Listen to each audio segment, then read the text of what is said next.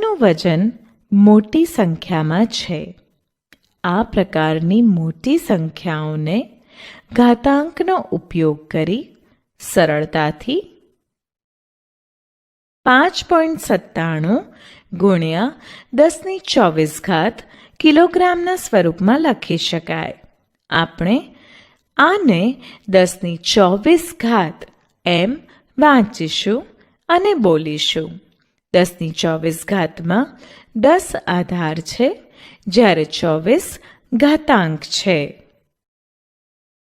10ની ઋણ 2 ઋણ 2 ઋણ પૂર્ણાંક ઘાતાંક છે. ઘાતાંકમાં એકનો ઘટાડો થતાં મૂલ્ય અગાઉના મૂલ્ય કરતાં 1/10 જેટલું થાય છે. ઉદાહરણ તરીકે 10ની 2 ઘાતાંક 2 છે અને આધાર 10 છે, જેથી 10ની 2 મૂલ્ય 10 ગુણ્યા 10 બરાબર 100 થાય. હવે ઘાતાંકમાં 1નો ઘટાડો કરતાં 10ની 1 થાય, જેનું મૂલ્ય 10 બરાબર 100/10 થાય, જેનું મૂલ્ય અગાઉના મૂલ્ય કરતાં 1/10 જેટલું થાય. કોઈપણ શૂન્યેતર પૂર્ણાંક સંખ્યા a માટે aની m ઘાત બરાબર 1/aની m ઘાત બરાબર aની ઋણ m ઘાત, જ્યાં m એક ધન પૂર્ણાંક સંખ્યા છે.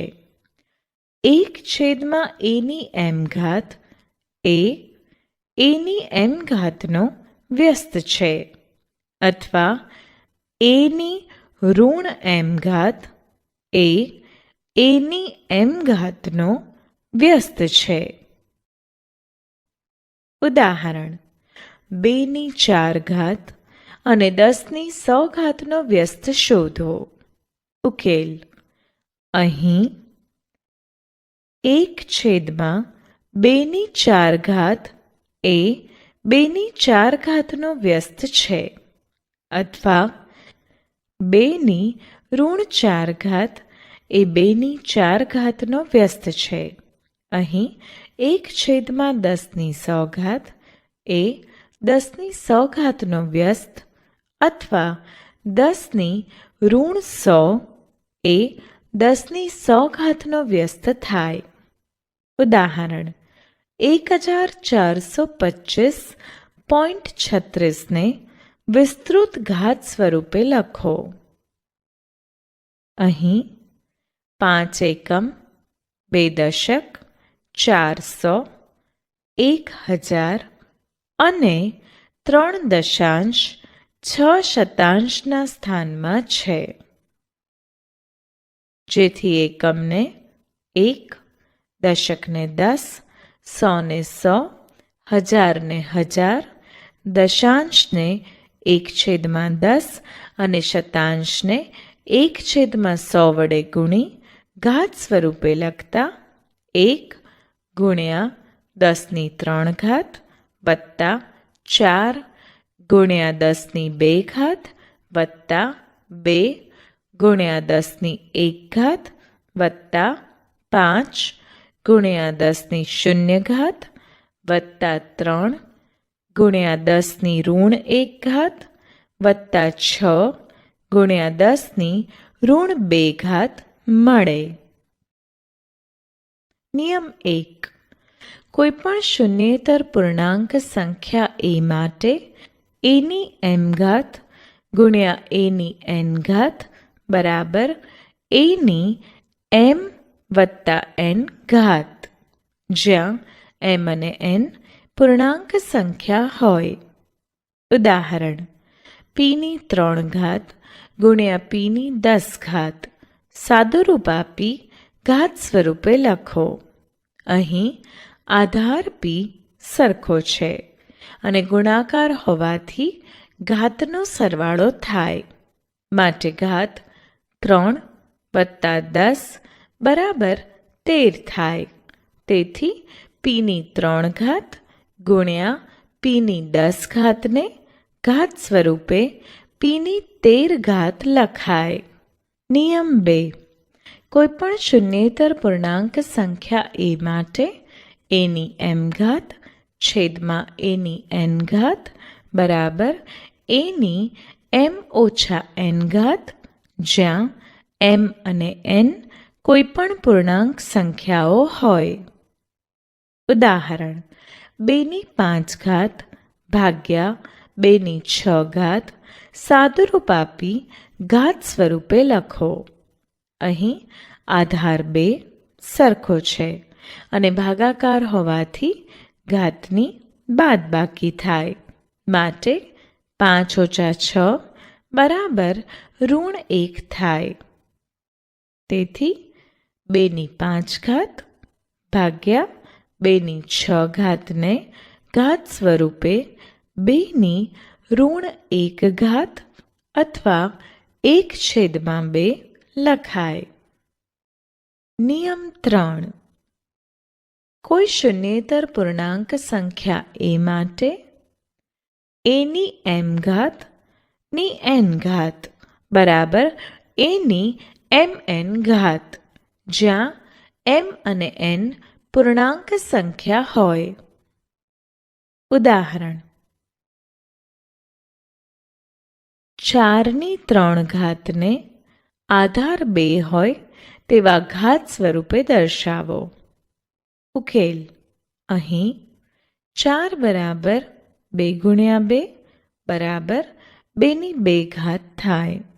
માટે 4ની 3 ઘાત બરાબર 2 ગુણ્યા 2 આખાની 3 ઘાત થાય, જેને 2ના વર્ગનો ઘન લખાય. હવે એની m ઘાત ની n ઘાત બરાબર એની mn ઘાત નિયમનો ઉપયોગ કરી સાદુરૂપ આપતા 2ની 6 ઘાત મળે. નિયમ 4. a અને b શૂન્યેતર પૂર્ણાંક હોય તથા m અને n કોઈપણ પૂર્ણાંક સંખ્યા હોય તો એની m ઘાત ગુણ્યા bની m ઘાત બરાબર ab આખાની m ઘાત. ઉદાહરણ: -4ની 3 ઘાત ગુણ્યા 5ની 3 ઘાત ગુણ્યા -5ની 3 ઘાત સાદુરૂપ આપી ઘાત સ્વરૂપે દર્શાવો. ઉકેલ: અહીં ઘાત સરખી છે. એની m ઘાત ગુણ્યા bની m ઘાત બરાબર ab આખાની m ઘાત નિયમનો ઉપયોગ કરી સાદુરૂપ આપતા 100ની 3 ઘાત મળે. નિયમ 5. a અને b શૂન્યેતર પૂર્ણાંક હોય તથા m અને n કોઈપણ પૂર્ણાંક સંખ્યા હોય તો એની m ઘાત છેદમાં bની m ઘાત બરાબર a/b આખાની m ઘાત થાય. ઉદાહરણ: 5/8 આખાની 7 ઘાત ગુણ્યા 8/5 આખાની 5 ઘાત સાદુરૂપ આપો. અહીં a/b આખાની m ઘાત બરાબર એની m ઘાત છેદમાં bની m ઘાત નિયમનો ઉપયોગ કરતા 5ની 7 ઘાત છેદમાં 5ની 5 ઘાત ગુણ્યા 8ની 5 ઘાત છેદમાં 8ની 7 ઘાત મળે. પછી એની m ઘાત છેદમાં એની n ઘાત બરાબર એની m ઓછા n ઘાત નિયમનો ઉપયોગ કરી સાદુરૂપ આપતા 25/64 મળે. નિયમ 6. કોઈપણ શૂન્યેતર પૂર્ણાંકની શૂન્ય ઘાત 1 થશે. માટે એની શૂન્ય ઘાત બરાબર 1. ઉદાહરણ: 3ની ઋણ 1 ઘાત વત્તા 4ની ઋણ 1 ઘાત વત્તા 5 ની ઋણ 1 ઘાત આકારની 0 ઘાત કિંમત શોધો. કોઈપણ સંખ્યાની 0 ઘાતની કિંમત 1 હોય માટે 3 ની ઋણ 1 ઘાત વત્તા 4 ની ઋણ 1 ઘાત વત્તા 5 ની ઋણ 1 ઘાત આખાની 0 ઘાત બરાબર 1 મળે. ઉદાહરણ: જો ઋણ 3 ની m વત્તા 1 ઘાત ગુણ્યા ઋણ 3 ની 5 ઘાત બરાબર ઋણ 3 ની 7 ઘાત હોય તો m શોધો. અહીં ઋણ 3 ની m વત્તા 1 ઘાત ગુણ્યા ઋણ 3 ની 5 ઘાત બરાબર ઋણ 3 ની 7 ઘાત આપેલ છે. m ની કિંમત શોધવાની છે. અહીં આધાર સરખા છે અને ગુણાકાર હોવાથી ઘાતનો સરવાળો થશે, જેથી ઋણ 3 ની m વત્તા 1 વત્તા 5 બરાબર ઋણ 3 ની 7 ઘાત બરાબર ઋણ 3 ની m વત્તા 6 ઘાત બરાબર ઋણ 3 ની 7 ઘાત થશે. અહીં બંને તરફના ઘાત સ્વરૂપનો આધાર સમાન છે, તેથી તેમના ઘાતાંક પણ સમાન થાય માટે m વત્તા 6 બરાબર 7 થાય, જેથી m ની કિંમત 1 મળે. ઉદાહરણ: પૃથ્વીનું સૂર્યથી અંતર આશરે 15,000 કરોડ મીટર છે, જેને પ્રમાણિત સ્વરૂપમાં લખો. અહીં પૃથ્વીનું સૂર્યથી અંતર આશરે 15,000 કરોડ મીટર છે, જેથી તેને વાંચવા અને લખવામાં તકલીફ પડે છે. આ બહુ જ મોટી સંખ્યા હોવાથી તેને પ્રમાણિત સ્વરૂપમાં દર્શાવી શકાય. હવે 15,000 કરોડ મીટરને પ્રમાણિત સ્વરૂપે દર્શાવીએ. 15,000 કરોડ મીટરમાં કુલ 12 અંક છે, જેથી દશાંશ ચિહ્ન 11 એકમ ડાબી બાજુ જશે. આમ 15,000 કરોડ મીટરને પ્રમાણિત સ્વરૂપમાં 1.5 ગુણ્યા 10 ની 11 ઘાત મીટર સ્વરૂપમાં લખાય. ઉદાહરણ: રક્તકણોનો સરેરાશ વ્યાસ 0.000007 મીટર છે, જેને પ્રમાણિત સ્વરૂપમાં લખો.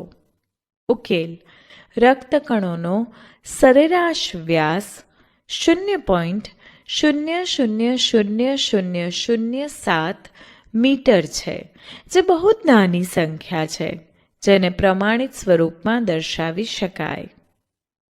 અહીં દશાંશ ચિહ્ન પછી કુલ 6 અંક હોવાથી દશાંશ ચિહ્ન 6 એકમ જમણી બાજુ જશે.